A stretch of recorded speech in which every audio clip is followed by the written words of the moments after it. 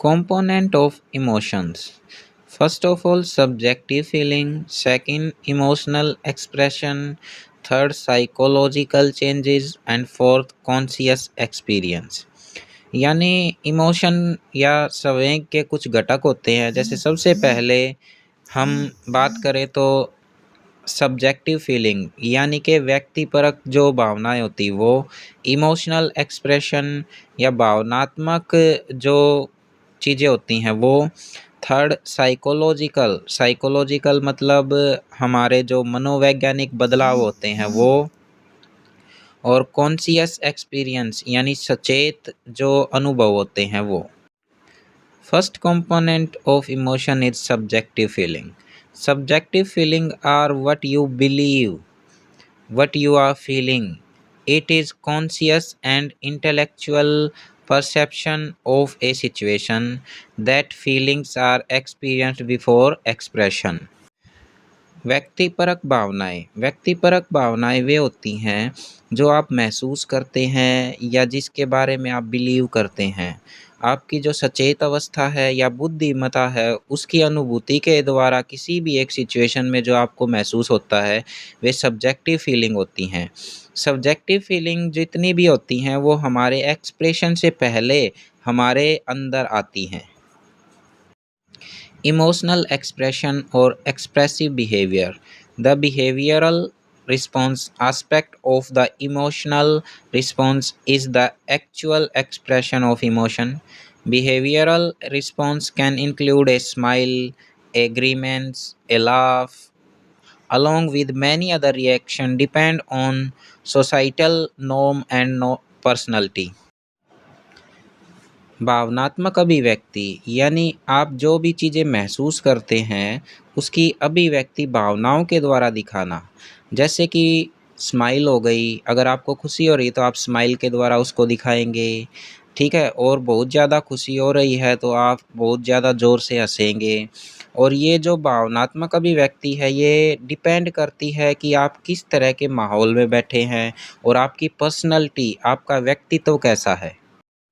Emotional expression expressed through three way: facial like guilt, joy, anger; vocal scream communicate fear; a loud, sharp, high pitched voice means anger; bodily movement or gesture clench fist show anger, etc. यानी कि जो भावनात्मक अभिव्यक्ति वो तीन तरीके से दिखाई देती है। जैसे फेशियल आपके चेहरे के द्वारा, गलती होती है, खुशी होती है या गुस्सा होता है। वोकल आपकी आवाज़ या आपकी जो बोलने का तरीका है उसके द्वारा, आपकी चीख निकलती है जब भी आपको डर लगता है। अगर आप तेज़ बोल रहे हैं, तीखा बोल रहे हैं तो इसका मतलब आपको गुस्सा आया हुआ है। आपकी बॉडी मूवमेंट्स जो होती हैं, आप किस तरह से आपकी बॉडी को मूवमेंट्स हो रहा है या किस तरह से आप खड़े हैं।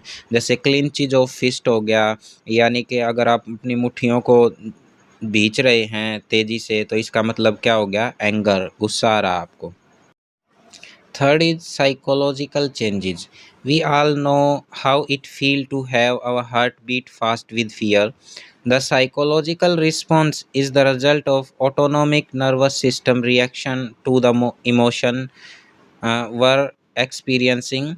The autonomic nervous system control all involuntary bodily response and regulate our fight or flight response.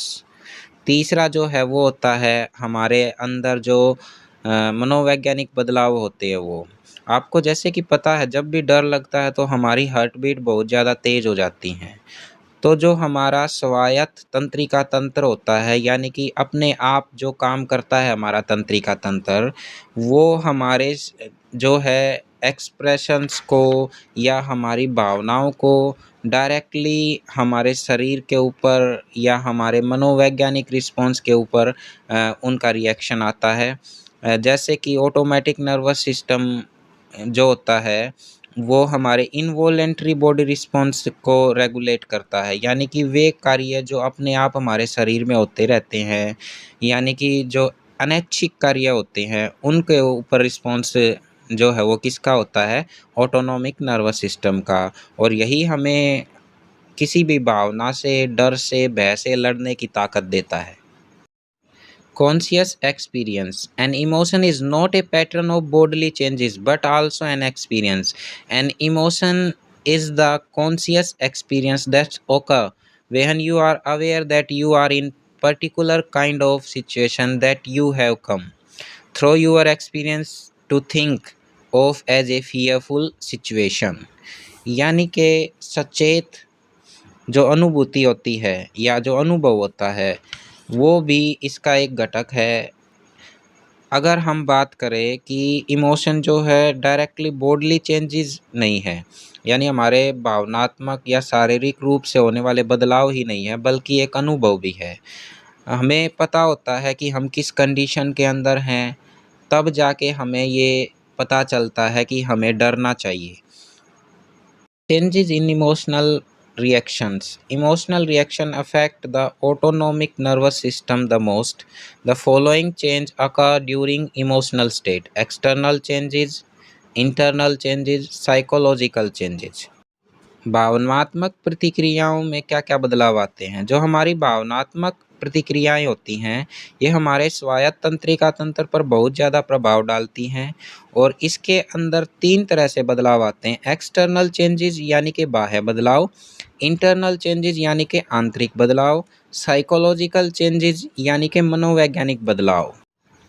External changes यानी बाह्य बदलाव, फेशियल एक्सप्रेशन यानी हमारे चेहरे पर जो अभिव्यक्ति होती है वो, बॉडीली मूवमेंट हमारे शरीर में जो हलचल हो रही है या जो मूवमेंट हो रही है वो, गेस्चर्स हमारे खड़े होने का तरीका, वॉइस डिस्टर्बेंस यानी कि हमारे बात करने का तरीका या उसमें कोई हिचकिचाहट हो रही है वो।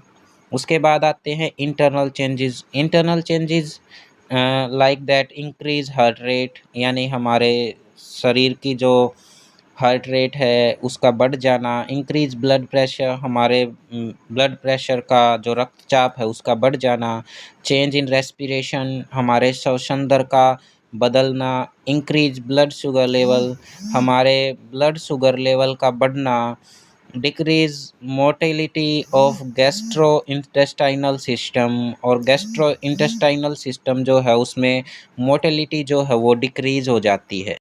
साइकोलॉजिकल चेंजेस मनोवैज्ञानिक बदलाव, क्लाउडिंग ऑफ कॉन्शियसनेस यानी कि हमारे सचेत जो बुद्धि है उसके ऊपर बादलों का छा जाना या हम कह सकते हैं कि कुछ भी बातें जो हैं वो समझ न आना, ब्लॉकिंग ऑफ मेमोरी हमारी जो याददाश्त है उसका रुक जाना या ब्लॉकेज हो जाना, डिक्रीज लर्निंग कैपेसिटी जो हमारे सीखने की क्षमता है उसका कम हो जाना। Emotional adjustment. Emotional adjustment is the maintenance of emotional equilibrium in the face of internal and external stressor. This is facilitating by cognitive process of acceptance and adaptation in the crisis situation. Emotional adjustment यानी भावनात्मक समायोजन।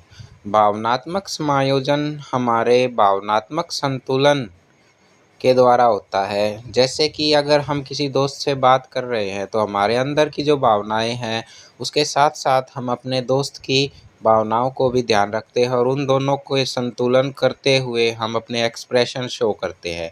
इसे ही emotional adjustment कहते हैं। Emotional adjustment. It play an important role in human life. In this, our ANS brain structures and hormone play an important role in emotional adjustment. ANS sympathetic NS is more active in unpleasant situation while PNS is more active in pleasant situation. Emotional adjustment यानी कि भावनात्मक समायोजन यह हमारे जीवन में एक महत्वपूर्ण भूमिका निभाता है। हमारा जो ऑटोनोमस नर्वस सिस्टम है वह और ब्रेन के स्ट्रक्चर और हार्मोन्स इसमें बहुत ही महत्वपूर्ण भूमिका निभाते हैं। ऑटोनोमस नर्वस सिस्टम जो है वो ज़्यादा एक्टिव होता है अनप्लीजेंट सिचुएशन में, यानी कि दुख के जो सिचुएशंस होती हैं उनमें ऑटोनोमस नर्वस सिस्टम जो है वो ज़्यादा कार्य करता है और जो खुशी के सिचुएशन होती हैं उसमें पीएनएस यानी पेरिफेरल नर्वस सिस्टम जो है वो ज़्यादा वर्क करता है। इमोशनल एडजस्टमेंट एसएनएस यानी sympathetic nervous system release hormone from adrenal gland in strong reaction like fear, anger, etc. और एडर्नल ग्लैंड के द्वारा जो है हार्मोन जो है रिलीज किए जाते हैं जब भी हमें फियर या एंगर या इस तरह की कोई भी इमोशन जो है वो हमारे अंदर आते हैं। Brain structure hypothalamus limbic system are also control the emotional system by signaling the pituitary gland to release epinephrine which is associated with SNS.